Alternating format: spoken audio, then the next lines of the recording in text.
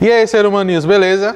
Meu nome é Vander e na nossa aula de matemática de hoje a gente vai aprender um pouco sobre o conjunto dos números racionais. Então, pessoal, o que seria esse conjunto dos números racionais?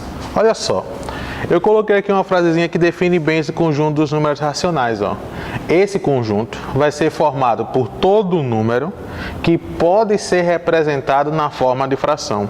Qualquer número que você imaginar que seja fruto de uma fração é considerado um número racional. Aí eu destaco para você o seguinte, ó, o que é uma fração? Você tem que lembrar que essa fração é uma divisão. Então, sempre que você vir uma fração, por exemplo, 2 sobre 3, você tem que subentender que 2 está sendo dividido por 3. Beleza? Então, falou em fração, falou em divisão. Eu tenho vários jeitos de representar uma divisão. Eu posso escrever 10 dividido por 5, 10 dividido por 5, 10 dividido por 5 ou 10 sobre 5. Todos esses pontos são divisões, certo? Então, fração nada mais é do que um jeito de eu representar uma divisão. Pois bem, eu coloquei aqui para você a forma bonita, a forma formal, certo? De eu descrever esse conjunto dos números racionais. Então, preste atenção e vamos lá. Olha só, eu tenho aqui que, quem é o que? Que é o conjunto dos números racionais. É o símbolo que eu uso para representar esse conjunto. Mas, professor, por que que? Que de quociente. O resultado de uma divisão eu não chamo de quociente? Pois bem, o que aqui ele está representando o quociente da minha divisão. Pois bem, que, conjunto dos números racionais, será formado por x. Quem é x? X é qualquer número. São todos os números, certo? Eu represento os números de uma maneira geral. É formado por x. Esse número, ele precisa pertencer, o símbolozinho de pertence, ele precisa pertencer ao conjunto dos números reais. Então, ó, conjunto dos números racionais é formado por qualquer número que pertença ao conjunto dos reais. Quem são os reais? São todos os números que a gente estudou a nossa vida inteira e ainda vai estudar, certo? Eu vou falar deles um pouquinho mais lá na frente. Pois bem, tal que apareceu a barrinha, já sabe que vem a exigência. Então eu estou dizendo para você que é qualquer número, mas eu tenho uma exigência para esse número. Qual é a exigência para esse número? É que esse número possa ser representado na forma de fração. É que esse número possa ser o resultado de uma divisão. Como é que eu vou encontrá-lo? Eu vou encontrá-lo da seguinte maneira. Esse A e esse B, eu vou chamá-lo de numerador e denominador. E a condição que eu tenho é B tem que ser diferente de zero. B não pode ser igual a zero. Mas por que B não pode ser igual a zero? Porque eu não tenho como dividir um número por zero. É impossível matematicamente isso acontecer, certo? Então, esse B ele vai ter que ser diferente de zero. E eu tenho que ressaltar que tanto A quanto B, eles precisam pertencer a Z. Quem é Z? Z é o conjunto dos inteiros, certo? Vem do termozinho grego zal. A gente vai ver um pouco lá na frente, ok?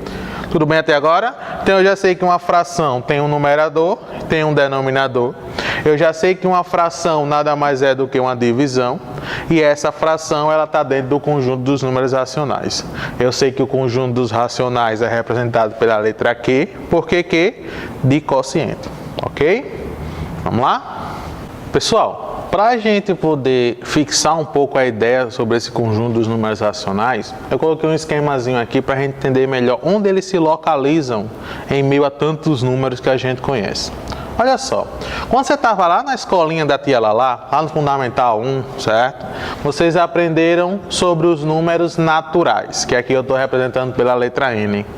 Apesar desse conjunto dos números naturais ser infinito, ele é o menor dos conjuntos que eu tenho, certo? Ele é o básico do básico. Quando eu passo para o 7º ano, que foi a tortura de vocês no começo do ano, eu venho com os números inteiros, aqui representado pela letra Z, certo? Então, olha só, se você observar, o círculo pertencente ao conjunto dos naturais está dentro do círculo pertencente ao conjunto dos inteiros. O que é que eu subentendo em relação a isso? Todo número natural, obrigatoriamente, ele é o quê? Inteiro, porque todos os naturais estão dentro dos inteiros. Mas pensa comigo, todo número inteiro é natural? Não. Por que não?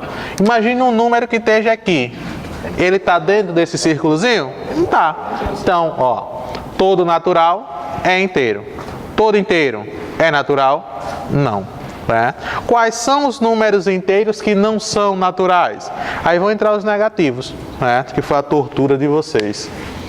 Acima, dentro desse conjunto dos reais, eu tenho os racionais.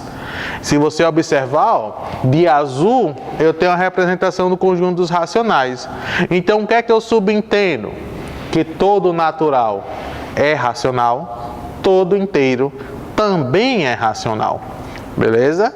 Então, aqui eu consigo ter uma noção maior de onde é que estão esses racionais. Professor, todo natural é racional? É.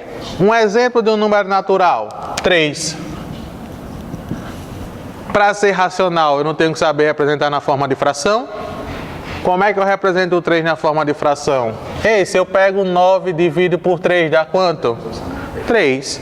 Então, eu tenho que 3 é racional. Um número inteiro, menos 2. Ei, se eu pego menos 10 sobre 5, dá quanto? Menos 2. Então, eu tenho um número inteiro que também é racional.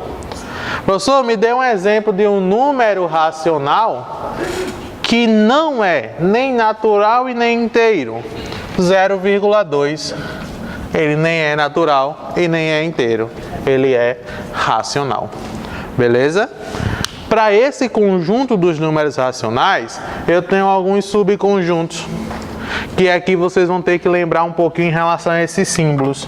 Olha só, esse símbolozinho mais, o que é que ele significa?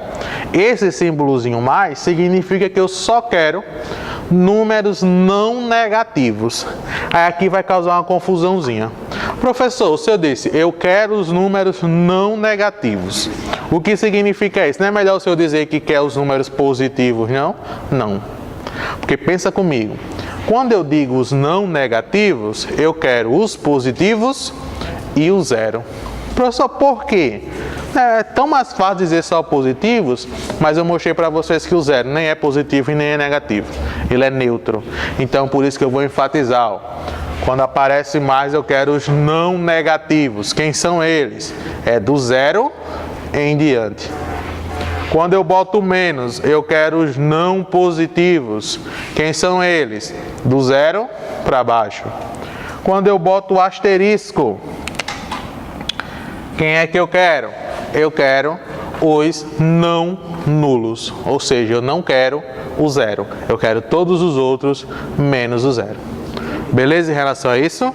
Pessoal, essa foi apenas uma introdução a esse conjunto dos números racionais que eu mostrei para vocês aqui, certo?